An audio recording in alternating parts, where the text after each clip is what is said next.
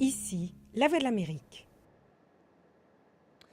Jacques Aristide dans la capitale américaine, ravi de vous retrouver pour notre rendez-vous hebdomadaire. Cette semaine, Washington Forum se penche sur l'accord annoncé entre le Nigeria et Boko Haram. Y aura-t-il vraiment un cessez-le-feu? Les collégiennes de Chibok seront-elles enfin libérées?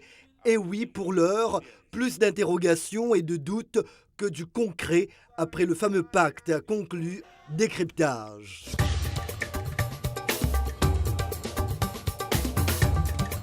Washington Forum.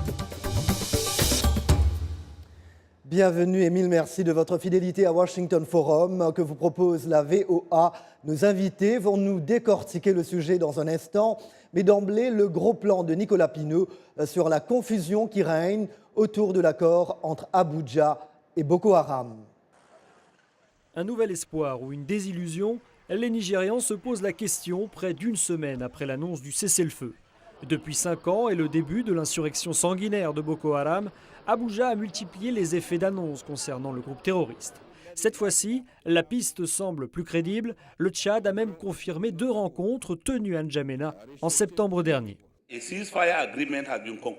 Un accord de cessez-le-feu a été conclu entre le gouvernement fédéral du Nigeria et Boko Haram.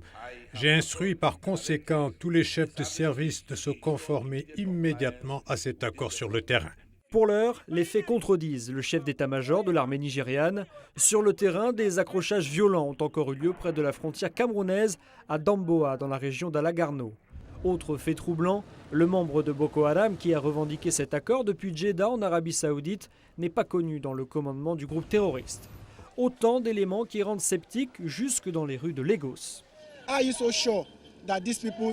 Comment êtes-vous sûr que ces gens vont vraiment respecter le cessez-le-feu? Êtes-vous sûr qu'ils ne vont pas vous décevoir? Quels sont les détails de l'accord? Pourquoi ne pas les rendre publics? Qu'est-ce qu'ils demandent exactement? Une nouvelle rencontre pourrait avoir lieu prochainement au Tchad pour discuter du sort des 260 lycéennes de Chibok. Annoncée à tort comme imminente la semaine dernière, leur libération apparaît bien incertaine. En vue des élections présidentielles de 2015 au Nigeria, le retour sain et sauf de ces jeunes filles serait une aubaine pour Goodluck Jonathan ou un terrible aveu d'impuissance s'il n'y a pas d'accord. Nicolas Pinault, Washington, la Voix de l'Amérique. Merci bien Nicolas. L'heure d'entrer dans le vif du sujet avec nos invités. Dans le nord du Nigeria, le docteur Hudu Abdullahi Ayuba, professeur de sciences politiques et relations internationales à l'université Ahmadu Bello de Zaria dans l'état de Kaduna. Également au Nigeria, mais à Abuja, Anne Louk, la correspondante de la VOA pour l'Afrique de l'Ouest, qui nous rejoint via Skype. Et avec moi, sur ce plateau, Léo Keyen, le chef du service Aoussa de la VOA. Professeur Ayuba, évidemment, je vais commencer avec vous. La nouvelle a donc fait l'effet d'une bombe vendredi 17 octobre. Mais même après l'annonce de l'accord, les attaques se sont poursuivies à Abadam, par exemple, ville du nord de l'État de Borno, où des membres présumés de Boko Haram ont tué au moins 30 personnes et mis en fuite de centaines d'autres vers le Niger voisin. De nouveaux kidnappings sont également attribués au groupe terroriste qui aurait enlevé des dizaines de femmes et de filles dans 2 villages d'Adamawa au lendemain de l'accord. Trêve, mais quelle trêve, comme diraient des Nigérians. Professeur Ayuba, pratiquement une semaine après, le doute et le scepticisme ont-ils davantage gagné du terrain au Nigeria à propos de cet accord?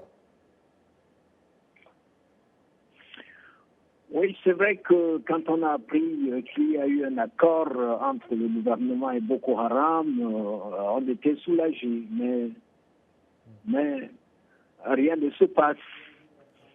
Rien ne se passe. Boko Haram continue ses attaques après l'annonce de l'accord.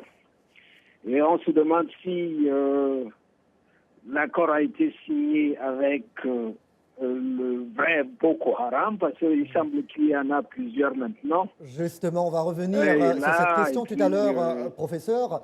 L'accord prévoyait également la libération des collégiennes de Chibok.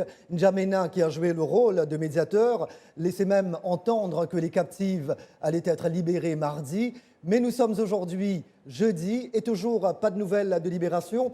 Que pouvez-vous nous dire ce jeudi soir, Anne?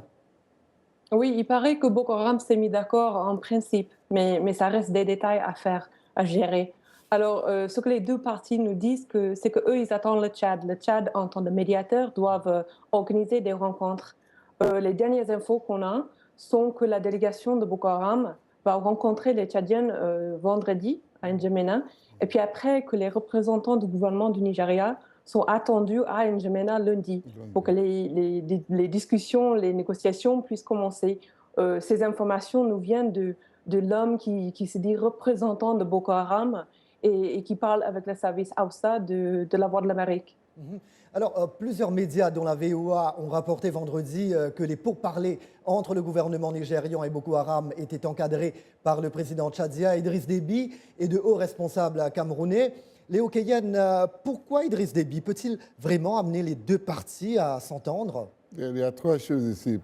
Parce que d'abord, tu vois que les Boko Haram n'ont pas de confiance au gouvernement nigérien. C'est-à-dire, ils veulent être dans un coin qu'on peut discuter franchement. Deuxièmement, tu sais que M. Idriss Déby a beaucoup d'expérience avec des militants. Et troisièmement, le Tchad aussi, il est mieux, il a besoin du pays quoi. En tout cas, c'est les régions qui ont besoin de pays, de toutes. Ouais. Oui, alors faire confiance au gouvernement nigérian, mais en même temps, peut-on aussi faire confiance à un groupe islamiste comme Boko Haram?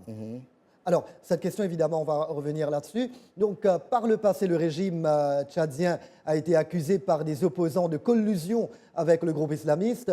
Professeur Ayouba, au Nigeria, comment percevez-vous le rôle d'N'Djamena dans ces récents développements? Oui, on n'est pas surpris. On n'est pas surpris parce que dernièrement, le négociateur australien avait accusé l'ancien gouverneur de Borno, de l'État de Borno, Modou Sherif, d'être l'un des sponsors de Boko Haram. Et lors de la visite du président Goodluck Jonathan à N'Djamena, c'était le mois dernier, je pense, il se trouve que on l'a vu avec Modou Sherif dans une réunion avec le président tchadien. Donc, vous voyez, pour nous,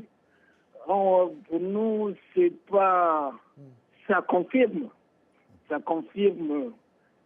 les soupçons qu'on avait envers cette personnalité. Et voilà que maintenant le président Idriss Déby intervient dans cet accord entre Boko Haram et le gouvernement. Donc on se demande un peu si depuis très longtemps, depuis d'abord le début de cette affaire-là, si le Tchad n'était pas derrière une faction, parce que maintenant on sait qu'il y a plusieurs Boko Haram.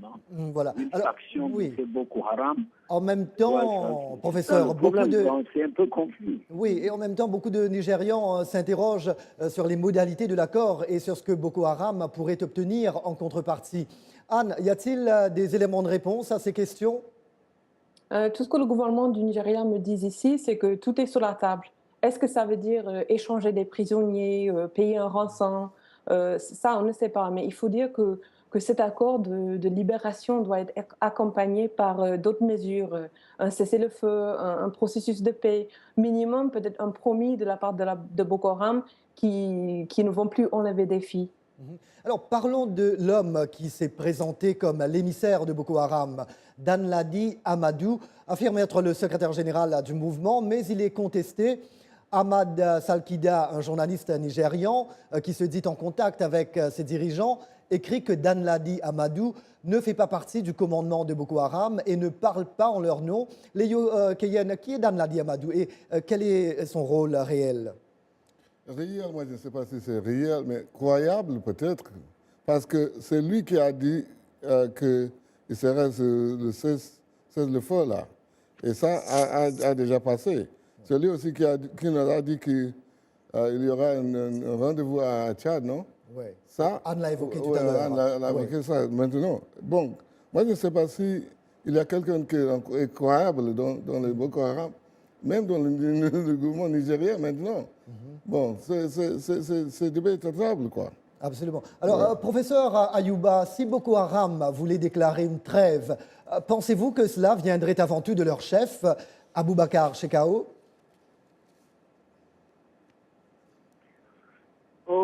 Et Aboubacar Shekau, on ne sait pas. Bon, ça fait, je pense, la troisième fois que l'armée dit que Ibrahim Shekau est mort.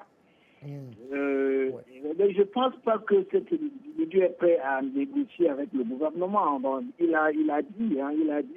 D'ailleurs, le gouvernement lui-même avait dit qu'il n'allait pas négocier avec Boko Haram.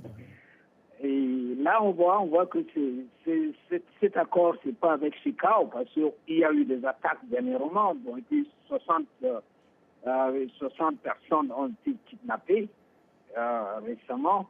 Donc, je ne pense pas que le gouvernement ait des contacts avec Shekau, s'il est vivant ou qui est même Shekau, parce que maintenant c'est un peu confus, quoi. Voilà, confusion, doute. Et en même temps, Léo, que dire de la déclaration contradictoire du porte-parole des services de sécurité qui a affirmé le même vendredi qu'aucun accord n'avait encore été conclu? Donc, on ne peut pas parler de ça maintenant parce qu'il y a déjà, on a fixé la date et le rendez-vous à Tchad, non? Oui. Mais en même temps, les gens se posent beaucoup de questions sur... Alors, peut-être Anne, puisque de nouvelles attaques et enlèvements sont imputés à Boko Haram, l'armée nigériane compte-t-elle revenir sur ces directives de cessez-le-feu? Ce n'est pas quelque chose que j'entends à Abuja, mais ce que j'entends des sources militaires au nord-est, c'est qu'eux, ils ne vont pas se laisser faire. Ils disent qu'ils sont prêts à se défendre. On l'a vu dimanche à Damboa, quand l'armée dit qu'ils ont été attaqués par les hommes armés, des militants peut-être, et eux, ils ont riposté. Alors, l'heure de marquer une petite pause avant de revenir sur Boko Haram. Mais puisque nous parlons du Nigeria, au moins une bonne nouvelle cette semaine, car le pays a pu vaincre Ebola, tout comme le Sénégal. Mais l'épidémie est loin d'être éradiquée, d'où ce message d'intérêt public.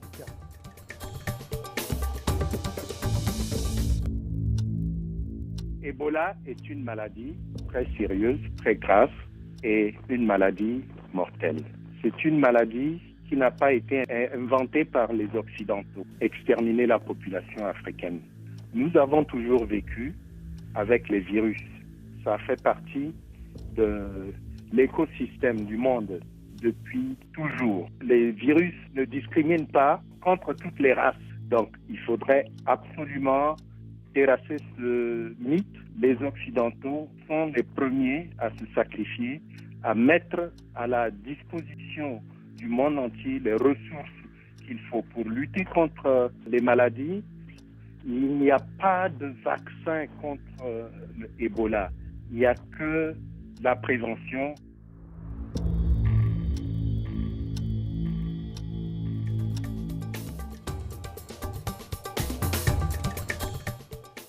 Jacques Aristide de retour avec vous dans Washington Forum. Plein feu sur ce qui est présenté comme un accord entre le gouvernement nigérian et Boko Haram. Nos invités à Abuja, la correspondante de la VOA, Anne Louk, à Zaria, dans le nord du Nigeria, le professeur Hudu Abdullahi Ayouba, et à Washington, Léo Keyen, chef du service Aoussa de la VOA. Nous allons les retrouver dans peu de temps. Pour l'heure, 4 commentaires Facebook. Samuel Madi Sembaï d'Njamena, Boko Haram, c'est la mafia à la recherche d'argent pour acheter des armes. Ibrahim Aïssa Diallo de Conakry, aucun accord de cessez-le-feu n'est tenable sans désarmement.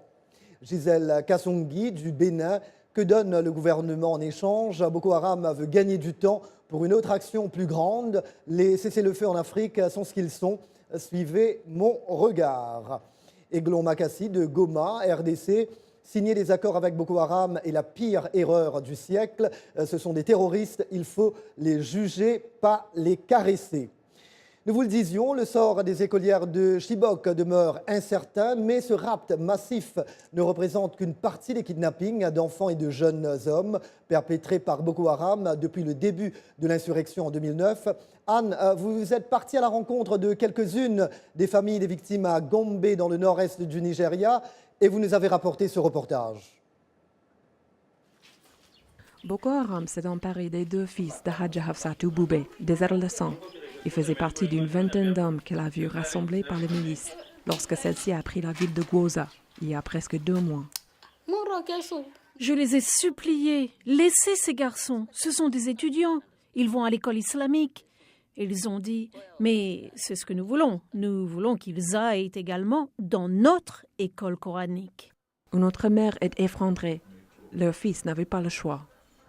De nouveaux quartiers ont vu le jour à Gombe et les déplacés du nord-est du Nigeria s'y entassent. Certains vivent dans un camp géré par l'État. Abdourahman Moussa s'est caché lorsque les militants ont pris la localité de Michika en septembre. Ils allaient de maison en maison à la recherche d'hommes robustes. Quand ils sont venus, je me suis précipité vers la porte de derrière et je me suis échappé. C'est alors qu'il a vu des corps décapités. Cet homme a vu Boko Haram prendre 4 de ses neveux, des agriculteurs et des pères de famille, et non des combattants, selon lui. Mais ceux qui résistent sont tués. Selon des activistes, Boko Haram oblige des nouveaux recrues à aller devant lors de ces raids, les transformant en boucliers humains. Je n'ai plus aucun espoir. Nous sommes sans nouvelles depuis 3 mois, depuis qu'ils sont partis. Je ne pense pas que nous allons les revoir. Nous nous en remettons à Dieu. Un grand nombre de ces déplacés sont originaires de Damboa, une ville dévastée par Boko Haram en juillet. Tout au long de l'année, dans l'état de Borno, les militants ont incendié, pilé, enlevé des adolescentes, tuant des hommes ou les enrôlant de force. Les balles sifflaient autour de moi pendant que je courais, affirme Dunia Wanagu Talala, qui explique avoir été poursuivi par les militants à moto. Je tenais même la main de mes enfants et ils ont dit « Laisse-nous ». Ils ne cherchent que des hommes, pas des femmes. Les femmes, ils ne les tuent pas, seulement les hommes. Même un petit garçon, s'ils mettent la main dessus, ils le tueront. Sa femme, Zainab, nous amène jusqu'à leur fille. Des hommes ont essayé de prendre Falmata, la plus âgée. Ils ont fouillé la maison à la recherche de son père. La petite, âgée de 15 ans, a menti. Elle a dit servir de mère et père à tous ses frères et sœurs. Je tremblais, j'avais tellement peur. Mon cœur battait à la chamade. Je tremblais partout. Quand ils l'ont remarqué, ils m'ont dit de me calmer. Et puisque votre père est mort, on vous laisse.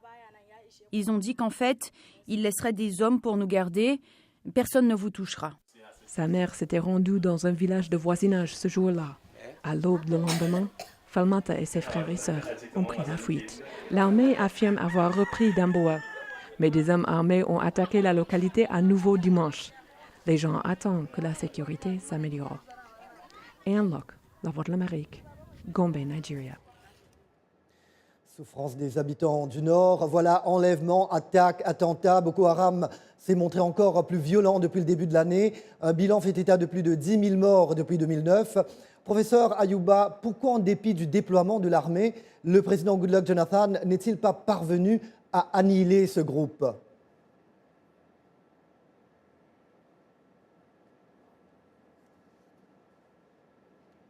Malheureusement, on a perdu le contact avec le professeur pour le moment. J'espère que nous allons pouvoir rétablir le contact avec le professeur. Alors, peut-être là, Léo, donc je posais cette question au professeur Ayouba. L'armée a été déployée et jusqu'à maintenant, le gouvernement, l'armée n'arrive pas à détruire ce groupe. Pourquoi ? Il y a beaucoup de problèmes avec l'armée nigériane, quoi. Tu vois, il y a de corruption. C'est-à-dire on n'a pas des armes qu'on achetait pour les soldats. Vraiment, si vous voulez savoir ce qui se passe là-bas, il faut entrer dans un encadrement des armées. Il n'y a pas de tanks, il n'y a pas de voitures, il n'y a rien, vraiment. Donc je ne sais pas comment est-ce qu'on peut combattre contre Boko Haram. Oui, en même temps, Léo, beaucoup d'observateurs s'interrogent sur le timing de cet accord qui intervient au moment où Goodluck Jonathan s'apprête à confirmer sa candidature à la présidentielle de l'an prochain. Le chef de l'État, dont la gestion de l'enlèvement des filles de Chibok a été critiquée par les Nigérians, évidemment. Mais Léo, si le pacte n'est qu'un effet d'annonce, sans aboutir à rien de concret.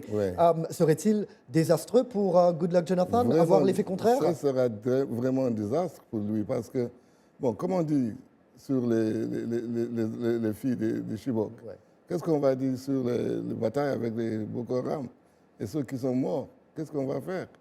Donc, il y a toujours des cases de politique ici. C'est l'année d'élection et on a dit que peut-être c'est plus qu'il veut rendre comme le président quand on fait ça maintenant. Mais en tout cas, avec tout ce qui se passe, si l'accord n'aboutit pas, donc vous dites que ça va être évidemment et difficile pour lui. Ça risque d'être une campagne très difficile. Vraiment, ça sera trop difficile pour lui. Alors, des médias ont rapporté par le passé qu'au moins quelques-unes des filles de Chibok ont été emmenées dans des pays voisins et que certaines ont été contraintes de marier leurs ravisseurs. Une vidéo de Boko Haram en mai montrait 2 des captives expliquant pourquoi elles s'étaient converties du christianisme à l'islam. Anne, est-il vraiment possible de savoir si ces filles sont toujours en vie, du moins saines et sauves? C'est ce qu'on entend d'Anladi Amadou, mais c'est impossible de le confirmer. Et certaines s'apprêtent déjà pour le pire. Que, par exemple, qu'on trouverait des filles qui sont mortes suite aux maladies qu'ils ont attrapées en brousse, ou bien qu'on trouverait des filles qui ont été violées, soi-disant mariées. Alors, un mot, Anne, sur le chef de Boko Haram, Aboubakar Shekau. On parlait de lui tout à l'heure. Alors, il a été donné pour mort plus d'une fois par l'armée nigériane, qui a également évoqué l'idée d'un imposteur. Mais cela peine à convaincre les Nigérians et la communauté internationale.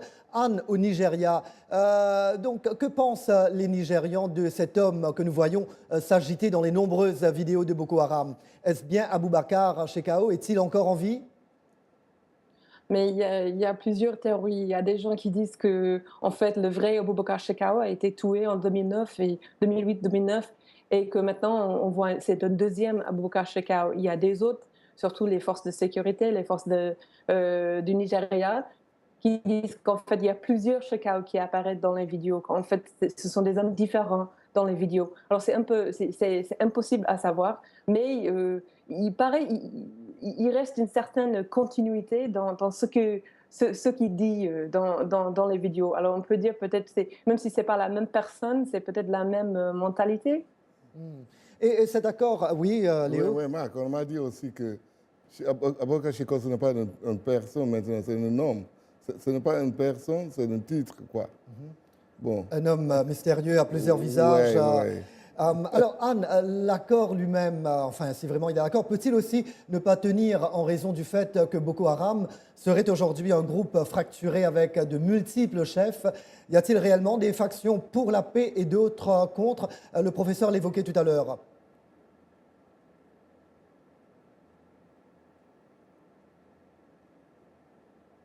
Voilà, petit problème technique. Nous allons essayer de retrouver Anne. Et peut-être cette même question à vous. Alors Anne, je ne sais pas si vous m'avez entendu. Oui, c'est toujours une possibilité. Mais il faut dire aussi que depuis ces derniers 6 mois, 12 mois, on a vu une... Oui, je vous ai entendu. Oui. Je dis c'est toujours une possibilité. Oui, continuez Anne. Ah, pardon. Je dis c'est toujours une possibilité, mais ce qu'on peut dire aussi, c'est que depuis ces derniers 6 mois, 12 mois, on a vu aussi sur le terrain au nord-est du Nigeria une vraie coordination, une vraie stratégie de la part des combattants. Ils ont pris des routes, des ponts, des villages, des districts. Ils ont conquéri le territoire, ils ont encerclé la capitale de l'État. Alors ça aussi, ça montre qu'il y a une chaîne de commandement qui est peut-être toujours assez fort et assez intacte. Anne, quel est le sentiment à Abuja? Alors, je crois qu'on a quelques petits problèmes de communication avec Anne. On va essayer de régler. Mais Anne, si vous m'entendez, je vous demandais quel est le sentiment ce soir à Abuja? Et vous avez été aussi dans d'autres endroits. Qu'est-ce que les gens disent à propos de cet accord?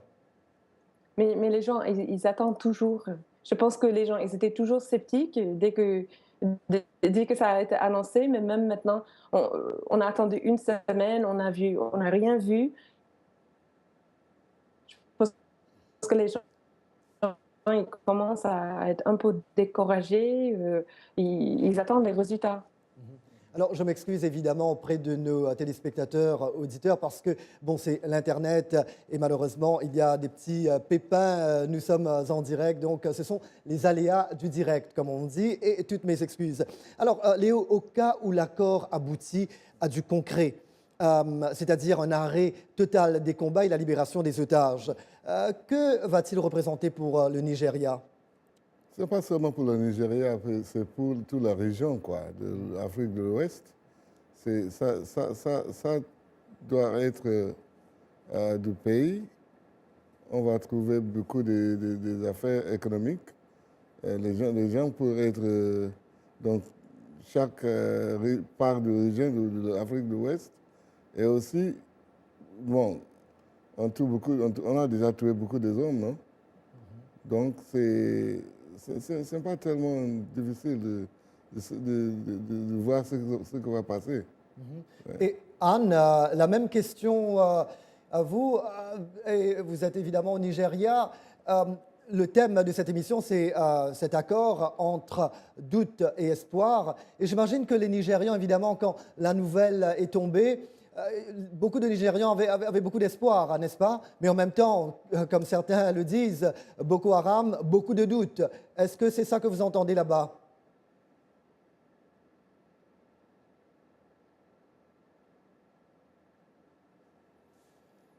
Il reste beaucoup de choses à faire. Qu'est-ce qui va se passer avec tout le terrain, tous les villages,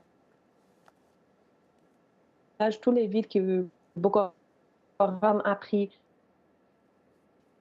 Malheureusement, l'Internet fait pas mal, fait des siennes ce soir. Je suis vraiment désolé. Et donc, tout à l'heure, en fait, en début d'émission, Léo, vous disiez que les membres de Boko Haram ne peuvent pas faire confiance au gouvernement nigérian. Mais en même temps, cette question que moi je voulais poser, peut-on faire confiance à Boko Haram qui parle d'accord? C'est un groupe terroriste. Qui va faire confiance à Boko Haram? Bon, ça c'est difficile à dire, mais si on a déjà engagé en guerre, et si on cherche de la paix, il faut causer, non? Il faut discuter avec eux. Ouais. Mais tu vois, Boko Haram... Mais les gens vous disent que ce sont des terroristes. Oui. Comment le gouvernement nigérian peut négocier avec... avec les terroristes. Oui. Bon, on a besoin de ces filles, de Chibok, non? Et on a aussi besoin de pays, dans le pays, non? Donc c'est pourquoi, je crois, c'est pourquoi on dit ça maintenant. Oui. Et donc, on le disait tout à l'heure, on va le rappeler, donc les négociations, d'après vos informations, se poursuivent à N'Djamena? Oui. C'est ça que Oumar, notre correspondant à Abuja, nous a dit maintenant. On poursuit ça vendredi et après ça, lundi, avec le Camerounien, Tchadien et le Nigérien. D'accord. Oui. Mais pourquoi à ce moment, la semaine dernière, certains parlaient d'Arabie Saoudite? Est-ce que ce pays a été évoqué? Pourquoi?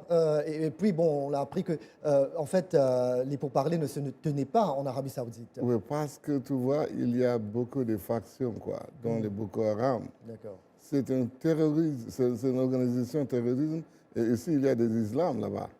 Donc, il y a des différences religieuses. Comme ça, oui. On peut trouver beaucoup de différences, non? Voilà, Léo, merci. Voilà, point final à ce Washington Forum. Merci à nos invités, le professeur Hudu Abdullahi Ayuba, la correspondante de la VOA Anne Louk.